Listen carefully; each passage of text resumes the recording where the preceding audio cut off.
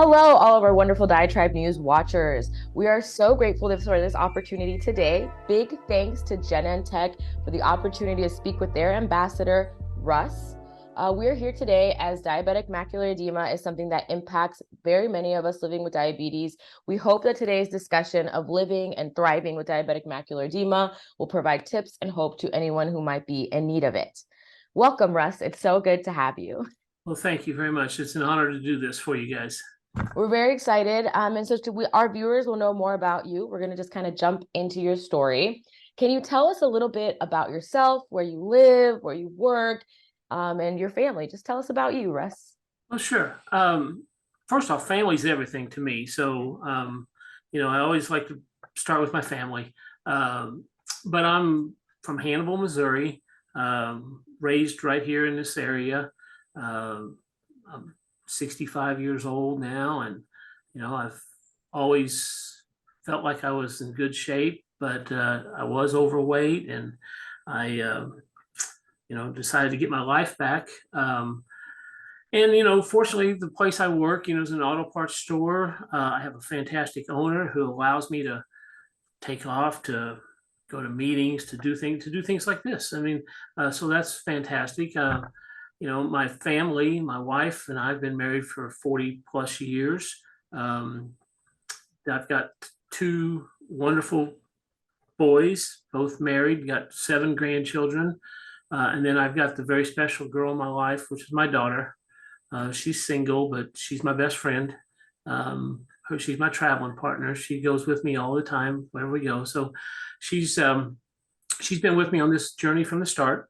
So and health is big for her. She works in the healthcare field, so it's very lucky. I'm very lucky to have that support from my family. That's so beautiful. I love that. First of all, you're an incredible guest because you're so good at segueing the next topic. First of all, congratulations on an incredible marriage and family. I'm sure you feel very lucky to have them. But let's go back to the beginning. Tell us about your diabetes diagnosis and how that felt for you.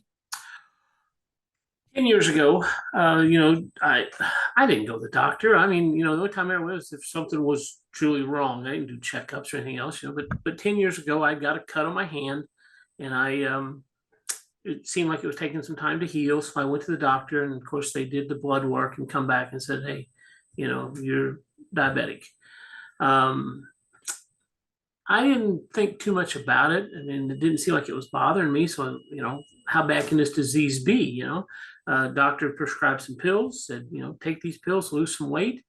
And, I did. And I felt fine. But every time I'd go back, my A1C would be up. My weight hadn't come down any. And, so I put up with it. I mean, I just thought, well, it's not that big a deal. So it didn't really bother me that I had diabetes. Didn't bother me at all. Just a little inconvenient taking pills every day. Gotcha. So not much of a lifestyle change there. No lifestyle change at all. Just kept doing what I was been doing all my life. And Gotcha. I mean, I shouldn't say. I mean, I did try to watch my sugar intake and change some foods and stuff. But as far as other habits, I didn't really change anything. I didn't. Totally understandable. As far as support, did you get any support with your diabetes, or did you proactively seek out any support?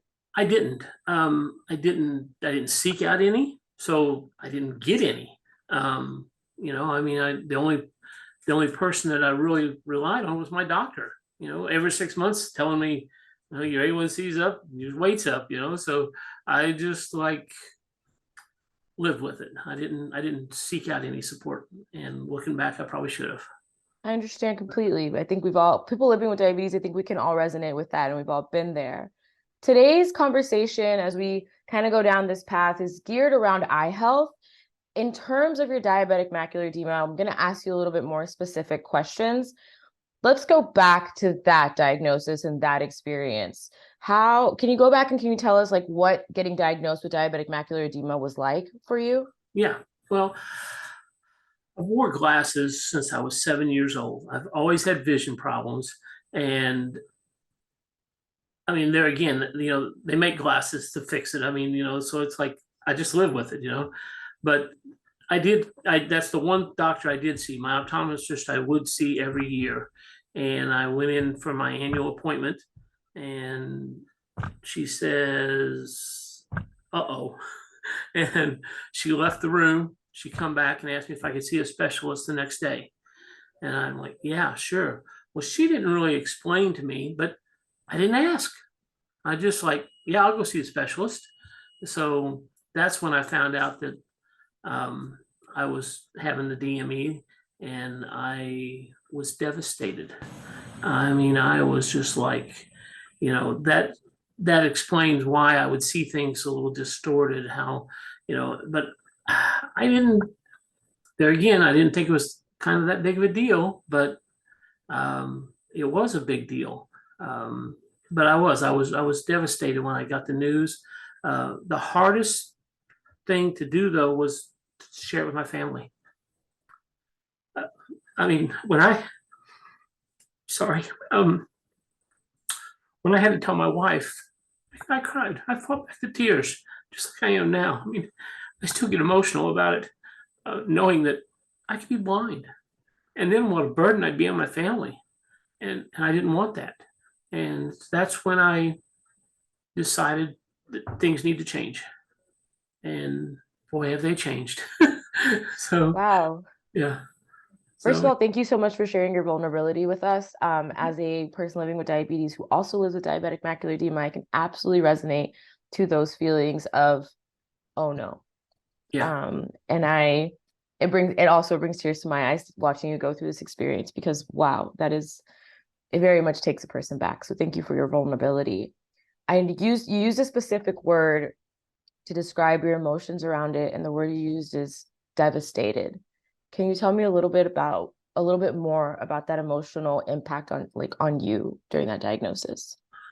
Well, I mean, there's several words I could use, but devastated was kind of the main one to me because I was I felt like I was going to be a burden. I didn't want that. I mean, I was just like my whole life's going to change. I mean, I know that. I know that my dog's going to be there for me, but I won't be able to see her. I won't be able to. I just don't know. I mean, it just really really bothered me that this is a possibility that I'm going to be blind, and whether it's a year from now or 5 years or whenever. But um, I just was so emotionally drained um, that I was hard to live with for a while. I can absolutely understand that. I remember my diagnosis and going outside to look at the sky and thinking if it was the last time I would look at the sky. So I think that's a very relatable experience. I would sit in a dark room and listen to a radio thinking, this is my life. And, so yeah, that really, really bothered me. They say it's darkest before the dawn. It sounds like we were both in just dark, dark places as you started your journey. How did you find the best diabetes specialist in your area? Um, just strictly recommendation from my Okay. optometrist. I had no idea, but I went with an open mind. I decided that, I'm going to kind of feel this guy out and make sure that him and I can kind of click, because if I was going to trust my eyesight with him, I wanted to make sure that I trusted him, and that so we kind of formed a bond right off the bat, and so to me, yes, I have the best. Um, the best may not always be my best may not always be the same as everybody else's best, but it suits me to the best, and that's really important. Since the appointments have started and the treatment's been going, would you say that everything's been going really well? Is there anything that maybe you want to ask your doctor about in retrospect that you feel like you should have asked earlier? When I was first diagnosed, I should have asked questions. I didn't. Whether it was diabetes, was DME, I didn't ask questions. I just accepted what they told me and what my treatments were. But looking back now, I knew that the eye problems was caused by my diabetes, but I didn't know how. I didn't know why it caused it. And looking at that's what I should have asked questions. So and even then I didn't really understand how it happened until I joined a diabetes group, and then we started learning things like that. So yeah, looking back, I should have asked more questions to start with, Gotcha. because the doctors, I mean, they don't. In my experience, is they don't really set you down and say, okay, this is this. It's just here's your treatment, get you out, get you somebody else, But they'll take time to talk to you. You just have to ask the questions. And there again, I didn't to start with, but now I do all the time. So, Gotcha. For our other patients who are living with diabetes and DME or either or, what would your advice be to them to get them started on their journey?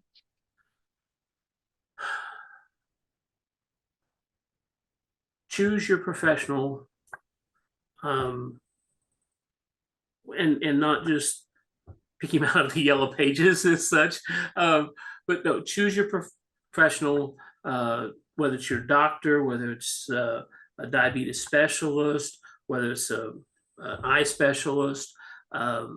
Make sure you're comfortable with them and ask questions. Ask questions, get the answers, and find out what is going on and why they're doing this to you, and and what the future holds for you. So yeah, get that group of professionals together. But there's also so many support groups that you can reach out to, and that has been the biggest thing in my life is the support groups that I've joined. And that's what I would tell anybody that's experiences trouble. You don't have to fight it alone. There's people out there that help you, whether it's even somebody like you. I mean, you're doing this for me. I mean, but we're doing it together to help spread the word and maybe help change somebody else's life. And Absolutely. that's important to me. If I can save somebody's life through this, fantastic. I love that you brought up support. With diabetic macular edema, there can be a lot of bad feelings. I remember myself feeling so much shame, blame, guilting myself, telling myself I deserved this, that this was my fault. Did you experience any of that? And what advice would you have to patients like us who are struggling with those feelings? I blame myself a little bit because, I'd had diabetes for several years before I was diagnosed with DME. And it's like, why did I let it go this far? Why didn't I do something right off the bat? But I never really realized that diabetes could cause eye problems. And there again, looking back to the doctor, at first on the diabetes, I should have asked, what's the side effects? What's going to happen? What can happen? I didn't. So, there was a lot of blame on myself. But there again, people that's got this, they don't, I know most people is going to, whether they blame themselves or shamed, whatever it is, but they don't have to be. They don't have to fight this journey alone. And, that's the biggest thing I can tell you is, share your emotions with your family, your spouse, your kids. If you've got none of them, pick out a neighbor. I mean, somebody will listen to you, and somebody you ask around. There's enough other people out there that's in the same boat as you are that would be glad to help you. So you don't have to be ashamed or place the blame on yourself. Go after that help and get it done. So It sounds like we both started the journey in a very similar place where we both felt very lost and alone. And now both of us, here we are being advocates Yeah. and being so empowered. So for other people who are experiencing this and they start off feeling lost and alone, where would you send them to get that type of support or assistance? Well, I found mine at the local hospital. Of course, I kind of had an insight. Mm-hmm. My daughter works at the hospital. Mm-hmm. Although at the time she was at a different hospital, but knowing, and she's like, Dad, there's these groups out there. There's dietitians that you can meet with, and I found some fantastic people a little over 3 years ago to help me along this journey. But it doesn't have to be the hospital. I mean, I'm sure that if you went to your local family doctor and said, "Hey, I need help. Where can I get help? Who can I contact? What can I?" They'll recommend people. They'll tell you. I mean, they don't have to. You don't have to seek out on your own. There's plenty of people that will step up and help you. And Absolutely. I think sometimes we forget about the power of local community support sure, and those local community relationships, even if it is your doctor, your church, your library. They're there for a reason. So definitely a place yes. to reach out for help. As we are closing out this conversation, are there any thoughts or sentiments that you'd like for people to walk away with this from this conversation with? Well, I've mentioned it 2 or 3 times, but don't fight it alone. Get the help. Get somebody out there. But the one thing that I hear a lot of times, I hear people say, "I can't do that. I can't lose weight. I can't change my lifestyle." You know, and my response to that is, can't just means they don't want to, because it's inside of every one of us. If we really want to lose the weight, if we really want to get our A1C down, if we really want to get our eye health back, anything like that, we've got the power to do it. You just have to make up your mind that you want to do it. And to me, that is message number one. You've got to want to do it. And, you know, Taking the reins of your own life is what it sounds like is the sentiment I'm walking away from this today. Russ, thank you so much for sharing your story. And again, many thanks to our friends and partners at Genentech for our longstanding partnership. For more information around diabetic macular edema, please visit our website, diatribe.org. Under topics, look for diabetes complications. There are diabetic macular edema resources available for people online. And again, Russ, thank you so much for your information, for sharing all of that with us today and being here. We appreciate you. thank you. It's been an honor and a pleasure to meet with you guys today.